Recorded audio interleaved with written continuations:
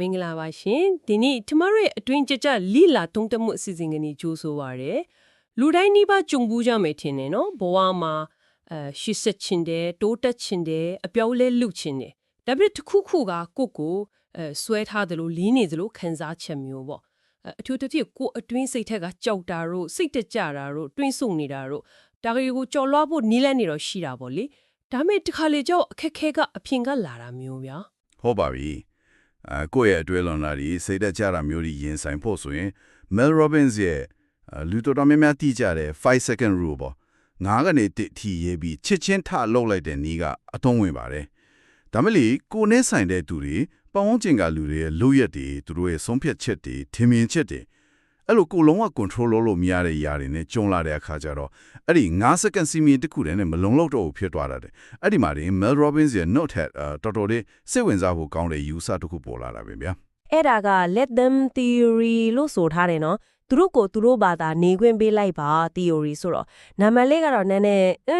စဉ်းစားစရာပဲသူတို့ကိုလွတ်ထားလိုက်ပါဆိုတဲ့သဘောမျိုးလားဒီနေ့ဒါကိုပဲအဓိကထားပြီးဆွေးနွေးကြည့်ကြအောင်လားဒီ theory ကကိုမထိန်ချုပ်နိုင်တဲ့အရာတွေနဲ့ပတ်သက်ပြီးကိုစိတ်ထဲမှာငင်းချမ်းမှုဘယ်လိုရှာရမလဲဆိုတာနဲ့ဆက်ဆက်နေလဲလို့တော့ထင်မိတယ်အတိအကျပါပဲခွေရဒီ let them theory မှာအပိုင်းတစ်ပိုင်းရှိတယ်ပထမတစ်ခုက let them ပေါ့သူတို့ကသူတို့ဘာသာနေခွင့်ပေးလိုက်ပါသူဒီကနေပူရေးပါတဲ့အပိုင်းလို့ပြောလို့ရတာက let me ငါကငါဘာသာလုပ်ခွင့်ပေးပါဆိုတာဒါကလေတခြားသူတွေကိစ္စတွေကြောင့်ကိုယ်စိတ်ထဲမှာပူလောင်နေရတာတွေစိတ်ဆင်းရဲနေရတာတွေကိုယ့်စွမ်းရည်အလကကုံဆုံးနေရတာတွေကိုရက်တန့်ပစ်လိုက်ဖို့ပြီးတော့ကိုယ့်ဘောကိုယ်တိုင်ပြန်ထင်းချုံနိုင်ဖို့လမ်းညွှန်ပေးတဲ့ theory တစ်ခုပါစိတ်ဝင်စားစရာပဲဒါဆိုပထမအပိုင်း let them ကိုအရင်စကြည့်ကြရအောင်ဒီစကလုံးရဲ့နောက်ွယ်ကအသေးပဲကတကယ်တမ်းပါကိုဆိုလိုတာလေသူများကိုဂယုမဆိုင်ပဲလူရှုခိုင်းတာနေတော့မဟုတ်တော့ဘူးထင်တယ်နော်လောဝမဟုတ်ပါဘူးခင်ဗျာ let them ရဲ့အဓိကအနှစ်သာရကကိုထင်းချုံလို့မရတဲ့အရာတွေကိုလက်ခံလိုက်ဖို့ပါအထူးသဖြင့်တခြားလူတွေရဲ့အတွေးတွေခံစားချက်တွေဆုံးဖြတ်ချက်တွေနဲ့သူတို့ရဲ့လုံရက်တွေကိုထင်းချုပ်ဖို့စူးစမ်းနေတာကိုရပ်တန့်လိုက်ဖို့ပြောတာ Mel Robbins ကဒီ USA ကိုသူ့တန် Oakley ရဲ့John Prom အကပွဲပါမျိုးလင်းပဲဂျုံတွေ့ခဲ့တာလို့ဆိုတယ်သူ့တာနဲ့တငယ်ချင်းတွေက Prom တိုင်ခင်ညစာကဘာမှကြိုတင် plan မရှိဘူးပြီးတော့မိုးကလည်းရွာနေတဲ့အချိန်မှာတာကိုဆိုင်လေးတစ်ခု Amigo ဆိုလာပဲအဲ့ဒီကိုရုတ်တရက်တော့ဖို့ဆွန်ဖြတ်လိုက်ကြတယ်ဟုတ်လားမိဘကြောင့်အနေနဲ့တော့ဒါမျိုးကနည်းနည်းတော့ရင်တမမဖြစ်เสียပဲနော်အစီအစဉ်ကမရှိမိုးကလည်းရွာနေတယ်ဆိုတော့ဟုတ်တယ်မဲလ်ကအရန်စိတ်ပူသွားတာပေါ့သူတို့ဝတ်စုံတက်တဲ့မိုးစိုးကုန်မှာတော့ဖိနက်တက်တဲ့ပေးကုန်မှာတော့နောက်ပြီးအချိန်မီတော့ပြန်ရောက်ပါမလားတော့အဲ့တော့စိုးရင်နေတော့မှာပဲသူတို့မီ candle ကဘေးကနေအမေသူတို့ဘာသာသွားခွင့်ပေးလိုက်ပါ let them လို့ပြောလိုက်တယ်ဆိုတော့သူတို့ဘာသာမိုးဆိုခြင်းဆိုပါစေဖိနက်ပေးခြင်းပေးပါစေသူတို့ရဲ့အတွေ့အကြုံကိုသူတို့ဘာသာဖန်တီးပါစေဆိုတဲ့သဘောမျိုးပေါ့အဲ့ဒီစကားကတော်တော်လေးအစွမ်းထပ်ပုံပဲနော် let them လို့ကိုယ်စိတ်ထဲကနေပြောချလိုက်တာနဲ့ကိုယ်ပခုံးကောကဝန်းထုတ်ကုန်ဖို့အကြီးကြီးတစ်ခုကိုချလိုက်ရတယ်လို့မျိုးခံစားရနေတယ်နော်ဟုတ်တယ်ကိုမလို့ပြလို့မရတဲ့ကိစ္စတော့ဘာလို့ခုံးနေတယ်ဒီကိုညင်းစင်းနေတော့မလဲဆိုတဲ့အတိမျိုးဝင်သွားစင်းပါပဲတကယ်ပဲဗျာမယ်ဒီကအဲ့ဒီလိုစိတ်ထဲမှာရေရွက်လိုက်တဲ့ကမှာသူ့ကိုယ်တည်းကတင်းအားတွေ stress တွေရော့ကျသွားပြီးအိတ်တန်ပေါ်ပါသွားသလိုခံစားလိုက်ရတယ်လို့ဆိုတယ်ဒီသွေးကြုံကသူ့ကိုသင်ခန်းစာတစ်ခုပေးလိုက်တာကတခြားသူတွေကိုထိန်းချုပ်ဖို့စ조사လေးကိုယ့်ရဲ့စိတ်ဆွမ်းရည်နဲ့အချိန်တွေကပိုပြီးကုံဆုံးလေးပဲဆိုတာပါပဲနောက်ဥပမာတစ်ခုသူပေးတာကသူ social media မှာသူ့တငယ်ချင်းမင်းကလေးတစုခရီးထွက်သွားတဲ့ပုံတွေတွေ့တဲ့ကိစ္စသူတို့ကမခေါ်ဘဲနဲ့ထားခဲ့ကြတာပေါ့ဟုတ်တယ်အစာပိုင်းမှာသူစိတ်မကောင်းဖြစ်သွားတယ်ဒါပေမဲ့အဲ့ဒီ let them theory ကိုတတိယပြီးတော့ကျင့်သုံးလိုက်တယ် let them go on the trip သူတို့ကိုသူတို့ဘာသာခီးသွားခွင့်ပေးလိုက်ပါ let them not invite me သူတို့ကိုငါ့ကိုမဖိတ်ခွင့်ပေးလိုက်ပါဒီလိုတွေးလိုက်တဲ့အခါသူတို့ရဲ့ခီးစဉ်ကသူ့ရဲ့တန်ဖိုးသူရဲ့ value နဲ့ဘာမှမပတ်သက်ဘူးသူကိုတမင်တက်ညင်းပယ်တာမျိုးလည်းမဟုတ်တော့ဘူးဆိုတာကိုနားလည်လာတယ်တကယ်တော့သူဘယ်တော့မှမပိုင်ဆိုင်ခဲ့တဲ့ထိန်းချုပ်မှုတစ်ခုဆိုလိုတာကသူများကိုဖိတ်ရမယ်လို့ထိန်းချုပ်ခြင်းတဲ့စိတ်လေအဲ့ဒါကိုစွန့်လွတ်လိုက်တာပဲဒီလိုလုံးလိုက်တော့စိတ်ထဲမှာအိတ်တန်းရှင်းသွားတယ်တဲ့ဒါကစီဝင်စားစရာအချက်ပဲကျမတို့ကတချောင်းသူတွေကိုဘာလို့မြတ်ထီလောက်တောင်ထိန်းချုပ်ခြင်းစိတ်တွေဖြစ်နေကြတာလဲသူတို့ရဲ့လောက်ရက်ဒီအတွေးတွေကိုကိုယ်စီတိုင်ကြဖြစ်စေချင်တာကဘာအကြောင်းရင်းများရှိနိုင်မလဲရှင် fear of abandonment လို့လည်းခေါ်တယ်။နောက်အပေါင်းအသင်းမဝင်ဆက်မှာကြောက်တာ fear of missing out FOMO ပြီးတော့ကိုမပိုင်စင်မပီဖြစ်သွားမှာကြောက်တာ fear of things not being okay without us ဒီလိုကြောက်စိတ်တွေကြောင့်တခြားသူတွေကိုထိန်းချုပ်ဖို့ကြိုးစားကြတာများတယ်ဒါပေမဲ့ဒါတကယ်တော့လုံခြုံမှုအတူးရောင်ထိုးပေးဖန်တီးနေတာတကယ်တမ်းမှာကိုယ့်ရဲ့စိုးရင်ပူပန်မှု anxiety ကိုပဲပိုတိုးစေတာဗျာအကြီးတာက let them ဆိုတာတခြားသူတွေကိုလစ်လူရှုခိုင်းတာမဟုတ်ဘူးကိုယ့်စိတ်ရဲ့အင်ချမ်းမြေကိုကိုယ်တိုင်ပြန်လဲပိုင်ဆိုင်မှုနည်းလမ်းဖြစ်တယ်ဆိုလိုတာကကိုမထိန်ချုပ်နိုင်တဲ့အရာတွေထစိတ်ပူပန်ရင်ကိုယ့်ရဲ့တန်ဖိုးရှိတဲ့စိတ်ဆွမ်းရည်တွေအလျားတမဆုံးရှုံးစေဖို့ပဲ ဟုတ်ပြီလက်တမ်းရဲ့အဒီတဲကိုအတော်လင်းရှင်းလင်းတည်သွားပြီဒါပေမဲ့ခဏလေးနော်လက်တမ်းဆိုပြီးအကုန်လုံးကိုသူတို့ဘာသာနေပါစေဆိုပြီးလွတ်ထားလိုက်ရင်ကိုကဘေးထိုင်ဘိုးဖြောတယ်လို့မျိုးဖြစ်သွားမှာပေါ့ကိုယ့်ရဲ့ခံစားချက်တွေကိုယ့်ရဲ့လိုအပ်ချက်တွေကတော့ဘယ်လိုလုပ်မလဲအဲ့ဒီမှာတခုခုလိုနေသေးတယ်လို့ပဲခုနသူနေချင်းနေခီးထသွားတဲ့ကိစ္စမှာဆိုရင်တောင်းလက်တမ်းကိုဆိုပြီးတော့ပြီးလိုက်ရောလားကိုဘက်ကတော့ဘာမှလုပ်ဆရာမရှိတော့ဘူးလားရှင်အရန်ကောင်းကမေခွန်ပဲဗျာဒီနေရာမှာပဲဒီ theory ရဲ့ဒုတိယနဲ့ပိုပြီးအရေးကြီးတဲ့အပိုင်းဖြစ်တဲ့ let me ငါကိုငါဘာသာလောက်ခွင့်ပေးပါဆိုတာကအတုံးဝင်လာတာ let them ကကိုမထိန်ချုပ်နိုင်တဲ့အကျဉ်လောကကိုလက်ခံဖို့ဆိုရင် let me ကကိုထိန်ချုပ်နိုင်တဲ့ကိုယ့်ရဲ့အတွင်းစိတ်နဲ့ကိုယ့်ရဲ့ရုံးရက်တွေပေါ်မှာအာယုံစိုက်ဖို့ပါကိုယ့်ရဲ့တုံ့ပြန်မှု reaction ကိုယ့်ရဲ့တွေးခေါ် mindset ကိုယ့်ရဲ့လုပ်ဆောင်ချက် action တွေတောင်းယူမှုရှိဖို့ကိုတတိပေးတာပေါ့ကိုယ့်ရဲ့စွမ်းအား power ကိုပြန်ယူလိုက်တာပဲဟုတ်ပြီ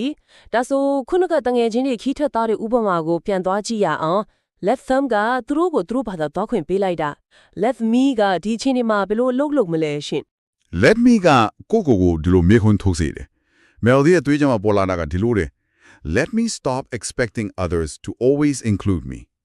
ငါကိုသူများတဲ့အမြဲတမ်းထည့်သွင်းစဉ်းစားလိမ့်မယ်ကိုမျှော်လင့်နေတာကိုရပ်လိုက်ပါစေ let me take responsibility for the life I want ငါလူချင်းတဲ့ဘဝအတွက်ကိုယ်တိုင်တာဝန်ယူပါစေ let me reach out to my friends ငါတငယ်ချင်းတွေစီကိုပြန်ဆက်သွယ်ဖို့အားထုတ်ပါစေ let me create my own social life ငါရဲ့လူမှုဘဝကိုကိုယ်တိုင်တာဝန်ယူပြီးဖန်တီးပါစေဒါကကိုယ့်ရဲ့တုံ့ပြန်မှုကိုထိန်းချုပ်လိုက်တာဗျာညင်းပယ်ခံရတယ်လို့ခံစားနေမယ့်အစားကိုယ်တိုင်လိုချင်တဲ့ဆက်ဆံရေးမျိုးလူမှုဘဝမျိုးဖြစ်လာအောင်ကိုယ်တိုင်စပြီးလှုပ်ရှားတာမျိုးပေါ့ဒါကပို့ပြီးတော့အားရှိသွားပြီဟုတ်ပဲလက်တမ်ကလွတ်ချင်းရှိပြီးတော့လက်မီယာကိုပိုင်စွမ်းအားကိုပြန်လဲရယူပြီးရှစ်ဆက်ချင်းဆိုတဲ့သဘောပေါ့ဒီနှစ်ခုပေါင်းဆက်လိုက်မှပုံစံပြည့်စုံဖြစ်သွားတာပဲနော်ကောင်းပြီဒါဆိုရင်ဒီ theory ကိုလက်တွေ့ဘဝရဲ့မတူညီတဲ့အခြေအနေတွေမှာဘယ်လိုများအသုံးချနိုင်မလဲဆိုတာဆက်ပြီးဆွေးနွေးကြည့်အောင်ကျမတို့နားထောင်နေသူတွေလိုမျိုးပဟုတုတရှာမိတဲ့ကိုယ်ပိုင်တိုးတက်မှုကိုအားတန်ကြတဲ့သူတွေအတွက်အသုံးဝင်နိုင်မဲ့နယ်ပယ်လေးတွေပေါ့တန်းစီနေရလို့ကြားနေတာမျိုးဒါမှမဟုတ်လေရင်ပေါ်မှာကိုဘေးကခီးတဲ့ကတောက်ရှောင်ချုံဆုံနေတာမျိုးပေါ့ဒီလိုတင်းငယ်တဲ့အရာလေးတွေကစုပြီးတော့ကျွန်တော်တို့ကိုစိတ်ဖိစီးမှုဖြစ်စေနိုင်တယ်ဒေါက်တာအဒီတီနရူကာဆိုတဲ့ဆရာမကြီးကပြောသလိုပဲစိတ်ဖိစီးမှုတွေများလာပြီဆိုရင်ကျွန်တော်တို့ဦးနှောက်ရဲ့ဆုံးဖြတ်ချက်ချတဲ့အရှိပိုင်း prefrontal cortex ကကောင်းကောင်းအလုံးမလုံးနိုင်တော့ဘူးပြီးရင် survival mode လို့ခေါ်တဲ့ရှင်သန်ရေးပုံစံတွေကိုရောက်သွားရောအဲ့လို survival mode ရောက်သွားရင်ဘာဖြစ်တယ်လဲရှင်ကျမဆိုရင်တခါတလေကားရမ်းပိတ်ရင်စိတ်တိုးပြီးတော့မဆိုင်တဲ့သူကတောင်အော်မီတော့မလို့ဘာလို့ဖြစ်သွားတတ်တယ်ဟုတ်တယ်အဲ့က survival mode ရဲ့လက္ခဏာတွေထဲကတစ်ခုပဲစိတ်မရှိတော့ဘူးအတေးဖွဲလေးတွေကိုတိမခံနိုင်တော့ဘူးတုံ့ပြန်မှုတွေကလိုတာတဲ့ပိုပြီးလွန်ကဲလာတယ်ကိုယ့်ရဲ့အကောင်းဆုံး version မဟုတ်တော့ဘူးပေါ့ဗျာဒီနေရာမှာ let them let me ကအတုံးဝင်လာတယ်စိတ်ဖိစီးမှုစဝင်လာပြီးစိတ်တို့ချင်လာပြီးဆိုတာနဲ့ let them လို့စိတ်ထက်ကပြောလိုက်ပါဥပမာကားရှိကပိတ်ရနေတဲ့ကားကို let them be slow သူ့ကိုဖြည်းဖြည်းတော့ခွင့်ပေးလိုက်ပါချောင်းဆိုးနေတဲ့ခရီးဒီကိုဆိုရင် let them cough သူ့ကိုချောင်းဆိုးခွင့်ပေးလိုက်ပါဒါကကိုဦးနော်ကိုဟဲ့ကောင်ဒီကိစ္စကမင်းဒီလောက်စိတ်ဖိစီးဖို့မတိုင်ဘူးကွာလို့အချက်ပြလိုက်တယ်လို့ပဲအဲ့ဒီလို let them လို့ပြောလိုက်အောင်လဲစိတ်ဖိစီးမှုကတန်းပြီးလျော့သွားရောလားရှင်အစဖြိုးပေးလိုက်တာလို့ပြောရမှာပေါ့ let them ပြီးရင်ချက်ချင်းပဲ let me ကိုဆက်တုံရမယ် let me take a deep breath နာအသက်ပြင်းပြင်းရှုလိုက်ပါစေဒါမှမဟုတ် let me put on my headphones ငါနာချက်ကိုတတ်လိုက်ပါစေချောင်းဆိုးတဲ့သူနာမှာဆိုရင် let me cover my nose and mouth ငါနှာခေါင်းနဲ့ပါးစပ်ကိုအုပ်ထားလိုက်ပါစေကားပိတ်နေ let me listen to my favorite music ငါအကြိုက်ဆုံးသီချင်းနားထောင်လိုက်ပါစေ ဒါကစိတ်ဖိစီးမှုတုံ့ပြန်မှု stress response ကို reset လုပ်ချလိုက်တာကိုမထိန်ချုပ်နိုင်တဲ့အခြေအနေကိုလက်ခံလိုက်ပြီးကိုထိန်ချုပ်နိုင်တဲ့ကိုယ့်ရဲ့တုံ့ပြန်မှုနဲ့ကိုဂူးဆိုင်မှု self care back ကိုအာယုံပြောင်းလိုက်တာပဲကိုစွာရင်ကိုအလဟတာမဖြစ်စေတော့ဘူး ဒါကတော်တော်လက်တိကြတယ်နော်နေတိုင်းလိုကြုံနေရတဲ့အသေးပဲစိတ်တော့အရက်လေးတွေကိုဒီနည်းနဲ့ကင်တွယ်နိုင်ရင်တော်တော်လေးစိတ်သက်သာရမှာတည်ကြတယ်နောက်ထပ်နေရာကတော့ဘယ်နေရာမှာသုံးဝင်နိုင်သေးလဲရှင် နောက်တစ်ခုကလူမှုဆက်ဆံရေးမှာတော်တော်အရေးကြီးတဲ့ကိစ္စပါအဲ့ဒါကတခြားသူတွေရဲ့ထင်မြင်ချက်တွေဝေဖန်မှုတွေကိုရင်ဆိုင်ရတာလူများစုကသူများကိုဘယ်လိုထင်မလဲဆိုတာကိုအယမ်းစိုးရင်ကြတယ် Mel Robbins ကိုယ်တိုင်တောင်မှသူ့ရဲ့ဟောပြောပွဲစီးပွားရေးကို social media မှာစတင်ပြီးကြော်ညာဖို့အစပိုင်းမှာမဝမ်းမြေဖြစ်ခဲ့တဲ့ဘာလို့လဲဆိုတော့သူ့တငယ်ချင်းတွေမိသားစုဝင်တွေကသူ့ဘယ်သူများမှတ်နေလို့လဲဘယ်သူကသူ့ကိုငားမှမလို့လဲကွာသူဘာတွေ shop ပြောနေမှမသိဘူးဟန်ဆော့ပန်ဆောင်တွေလုံနေတာဆိုပြီးအဲ့လိုထင်မှာကိုကြောက်နေကြတာ အဲ့ဒီကြောက်စက်ကတော်တော်အဖြစ်များတယ်နော်ကိုတခုခုစလုပ်တော့မယ်ဆိုရင်အထူးသဖြင့်လူမြင်ကွင်းထွက်ရမယ်ကိစ္စမျိုးမှာဆိုရင်ပတ်ဝန်းကျင်ကဘလို့မြင်မလဲဘာပြောမလဲဆိုတဲ့အတွေ့ကအရင်ဆုံးဝင်လာတတ်တာပဲ ဟုတ်ကဲ့အဖေကတော့လက်ဒမ်ပါပဲလူတွေကကိုယ့်အပေါ်မှာသူတို့ရဲ့ထင်မြင်ယူဆချက်တွေရှိမှာပဲဆိုတာကိုလက်ခံလိုက်ဖို့လိုတယ် let them judge သူတို့ကိုဝေဖန်ခွင့်ပေးလိုက်ပါ let them misunderstand သူတို့ကိုအထင်လဲခွင့်ပေးလိုက်ပါ let them talk သူတို့ကိုပြောချင်တာပြောခွင့်ပေးလိုက်ပါကိုလုံနိုင်တာက let me live in a way that I respect ငါကိုယ်တိုင်လေးစားရတဲ့နည်းလမ်းနဲ့နေထိုင်ခွင့်ပေးပါ let me pursue my goals ငါရည်မှန်းချက်တွေနောက်ကိုလိုက်ခွင့်ပေးပါကိုယ့်ရဲ့လုပ်ရက်နဲ့ကိုယ်တန်ဖို့ကိုကိုယ်တိုင်ပဲအတိတ်ပဲဖွင့်ဆိုဖို့အာရုံစိုက်ရမှာ ဒါပေမဲ့လေကိုအနီးကပ်ဆုံးလူတွေကိုတန်ဖိုးထားရတဲ့မိသားစုဝင်တွေစီကလာတဲ့ဝေဖန်မှုမျိုးကြတော့ let them လုပ်ဖို့နည်းနည်းခက်ခဲလိုက်တယ်နော် အဲ့ဒီခါကျရင် frame of reference လို့ခေါ်တဲ့အမြင်မှန်ဆိုတဲ့အယူဆကကူညီနိုင်ပါတယ်တဲ့ Mel ရဲ့အမေကသူ့ယောက်ျား Chris ကိုအစပိုင်းမှာလုံးဝကိုသဘောမတူခဲ့ဘူး Mel ကအစပိုင်းမှာတော့ခန်းစားချက်အရာတုံ့ပြန်ခဲ့ပြီမြဲနောက်ပိုင်းမှာသူ့အမေရဲ့အမြင်မှန်ကနေကြည့်ဖို့ကြိုးစားခဲ့တယ်သူ့အမေကငယ်တုန်းကမိသားစုနဲ့ခွဲပြီးအိမ်နဲ့ဝေးတဲ့နေရာမှာအခြေချခဲ့ရတဲ့ကိုယ်ပိုင်ရဲ့တွေးကြုံရှိခဲ့တယ်အခုသူ့သမီးကလည်းသူ့လိုပဲအဝေးတနေရာကယောက်ျားကိုရွေးလိုက်တော့သူ့သမီးလည်းသူ့လိုပဲအဝေးကိုထွက်သွားတော့မယ်သူဆုံးရှုံးရတော့မယ်ဆိုတဲ့စိုးရိမ်စိတ် fear of loss ကနေဒီကန့်ကွက်မှုကလာတာဆိုတာကိုသူနားလည်သွားတယ်ဒါဟာ Chris ကိုမကောင်းမြင်လို့မကြိုက်လို့ဆိုတာထက်သူ့သမီးကိုဆုံးရှုံးရမှကြောက်တဲ့စိတ်ကြောင့်ဖြစ်မှန်သိလာတယ်ပေါ့လား ဟုတ်ပဲစိုးရိမ်နေတာကြောက်နေတာဖြစ်နေတာကိုအဲ့လိုနားလည်မှုရသွားတော့ပฏิပက္ခဖြစ်မဲ့အစားအစာနာမှုဖြစ်လာနိုင်တာပေါ့ဒါကတကယ်အသုံးဝင်တဲ့နီးလမ်းမဲ့နော်တခြားသူရဲ့အမြင်ပေါင်းကိုနားလည်ဖို့ကြိုးစားခြင်းက let them explain ကိုပို့ပြီးတော့လွယ်ကူစေနိုင်တာပဲ ဟုတ်ပါတယ်ခင်ဗျာနားလည်မှုကပฏิပက္ခကိုယော်ပါစေတယ်အဲ့အခါကျမှ let me explain my perspective calmly ငါရဲ့အမြင်ကိုစိတ်အေးထားပြီးရှင်းပြခွင့်ပေးပါဆိုပြီးကိုယ့်ဘက်ကတုံ့ပြန်မှုကိုထိန်းချုပ်လို့ရသွားတော့နောက်ဆုံးလက်တွေ့အသုံးချနိုင်တဲ့ level တစ်ခုကတော့နိုင်ရှင်မှု comparison ပါ အိုးဒါကတော့လူတိုင်းနေပါရုန်းကန်နေရတဲ့အရာပဲ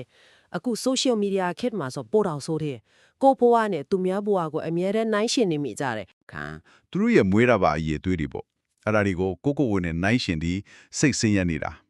ဒါကဘာကျုံမှမရှိဘူးကိုယ့်ရဲ့ပျော်ရွှင်မှုကိုပဲဖျက်ဆီးတယ်ဒီနေရာမှာ let them လို့တောင်းရမယ်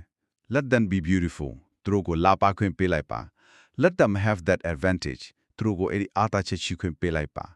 ကိုမထင်းချွတ်မဲ့တဲ့အရာကိုအာယုံစိုက်ပြီးကိုနာကျင်အောင်လုပ်နေတာဟာကိုညှင်းပနေတာနဲ့အတူတူပဲ ဟုတ်တယ်အထူးသဖြင့် online ပေါ်မှာမြင်နေရတဲ့သူများရဲ့အကောင်းဆုံးပုံရိပ်တွေနဲ့ကိုယ့်ရဲ့ပုံပန်နေ့စဉ်ဘဝကိုယင်လိုက်တဲ့အခါမျိုးမှာအဲ့ဒီ torturous comparison ထုံကြောက်တဲ့ကိုရောက်သွားဖို့အရန်လွယ်တာပဲဟုတ်ပြီဒါဆိုဒုတိယတစ်မျိုးကတော့ပါလဲရှင် ဒုတိယမျိုးက